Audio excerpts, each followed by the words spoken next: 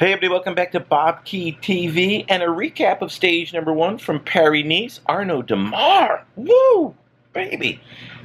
It doesn't get closer than that in a sprint. Any closer, it's a tie. And Gorka Izagirre would have been given credit for the stage win also. I don't know how you would give out the yellow jersey then as race leader. That's... maybe their position in the second intermediate time bonus sprint would be the way to break a dead heat, which is almost what we had. The difference for Démare, I think it's the sprinter's instinct to lunge for the line at the right moment. And Arnaud Démare, obviously one of the top sprinters in professional cycling, does that a lot. Usually it's not that close. But a great ride by Gorka Izagirre also. Let's give him a little credit. He's not a sprinter, generally speaking. Must be pretty fast. So Tim Wellens, Christophe Laporte also right there fanned across the road. And a lot up for grabs. Time bonuses for Gorka Izagirre, who was 4th in the overall standings last year. Good little boost to the morale. Holy cats. Julian Alaphilippe was right there. 6 guys, only 6 guys finished at the same time as Arnaud Démare. At 7th place, there was a 2-second gap. Most of the GC riders were contained in that group, but we'll get to that in a moment. But ASO set up a perfect stage number 1. It wasn't a traditional sprint. It did put a little pressure on the GC contenders to be attentive, be at the front, not lose any time. But it also provided us with a spectacular finish to the line that was very difficult and not the typical flat sprinter stage, which generally this is the protocol for that. Brake goes, brake gets caught, sprint. This was a very different type of stage. So credit to ASO for providing us with an absolutely fantastic stage number 1. I liked it. It's not a prologue, which obviously, in this day and age, the differences are so huge that after the prologue, usually, the jersey doesn't change hands until the GC days. The other time trials or the mountaintop finishes. So great to see a stage that did provide us with some fireworks, but was not the typical sprinter's promenade to the finish line where they duke it out. That being said, it was very difficult for the entire peloton to get to the finish line intact, and on the receiving end of some bad luck, Jakob Fuglsang, who lost some time because of being delayed by a crash inside of the final 3 kilometers. The final 3 kilometer safety net protocol not in place, so he lost time. Ilnur Zakarin also losing time. Sam Oomen lost some time. I think that was because he was not in the right position, not because he's out of shape. But Warren Barguil, 34 seconds behind, he lost some time also. To me, Barguil, Fuglsang, and Zakarin no longer contenders. Will not contend for the overall.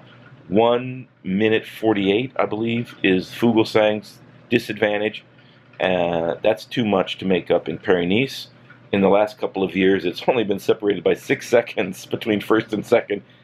Total. 4 seconds in 2016, just 2 seconds last year. So you're a minute 48 out. Better start going for stages. Same with Zakarin.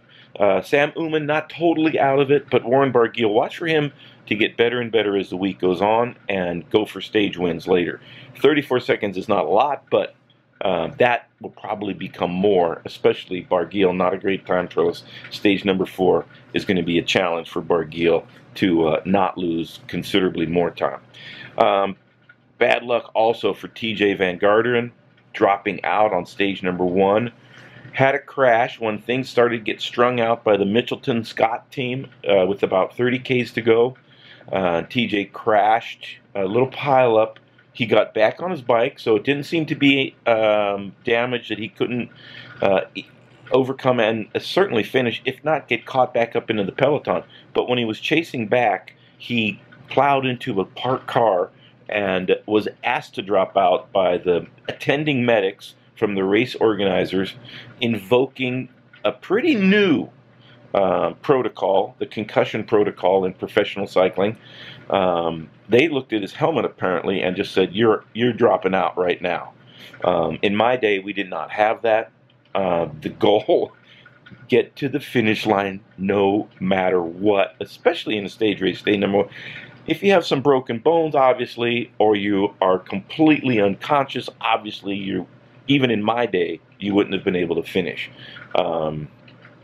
Subsequently, in the years since the idiocy that I raced in, no helmets, generally speaking. In Belgium, we had to wear the hairnets that would just keep the bones together so they could identify the body, basically.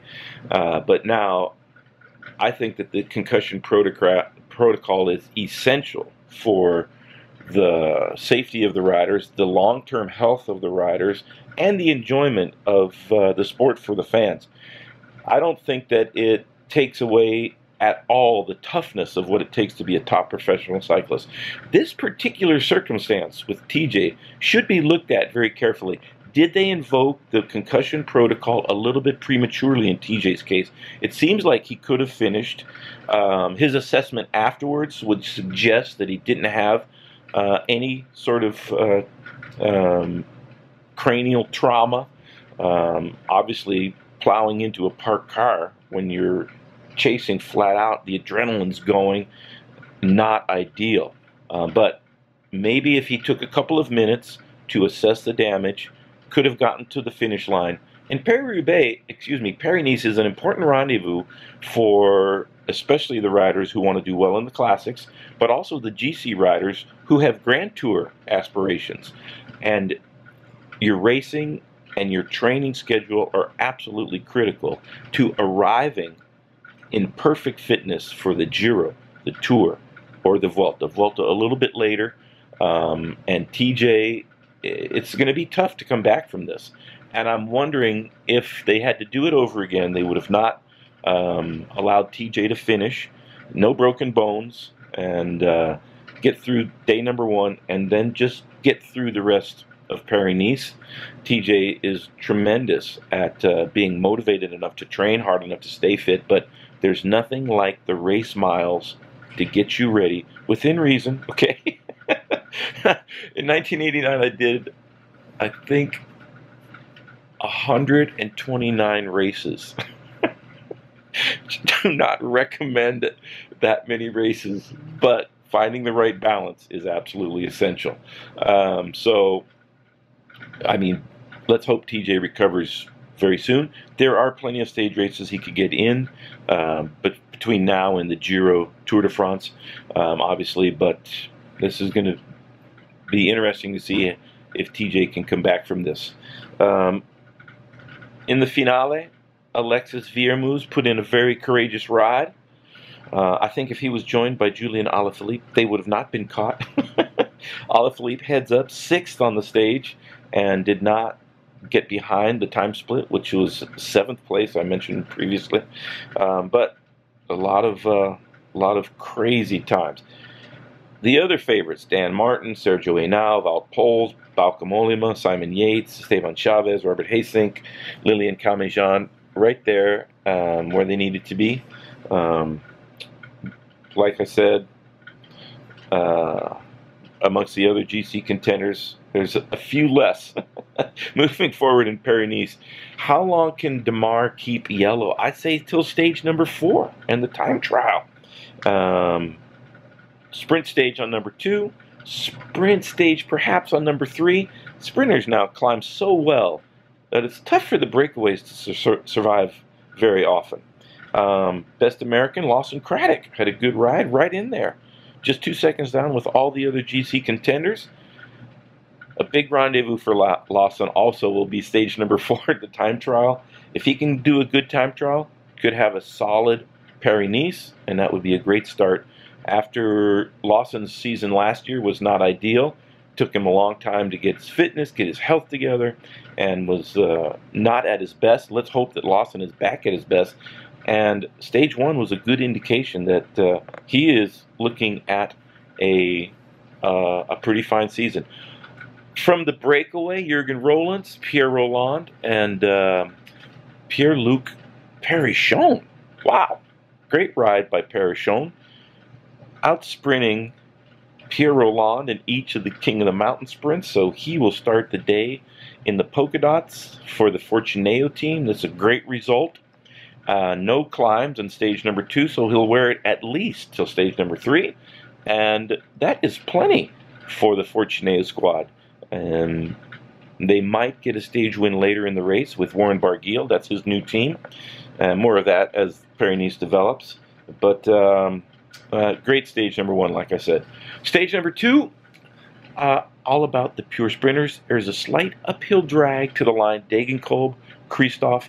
I think they're going to have a hard time holding off Dylan Groenewegen. Plenty of power. Viviani, it might be just a little bit too grippy for Viviani. But I predicted yesterday that it would be a Groenewegen stage. And I'm sticking with that. Okay, everybody, thanks a lot. Stay tuned. Keep your comments coming. And I appreciate all the subscriptions. Till tomorrow.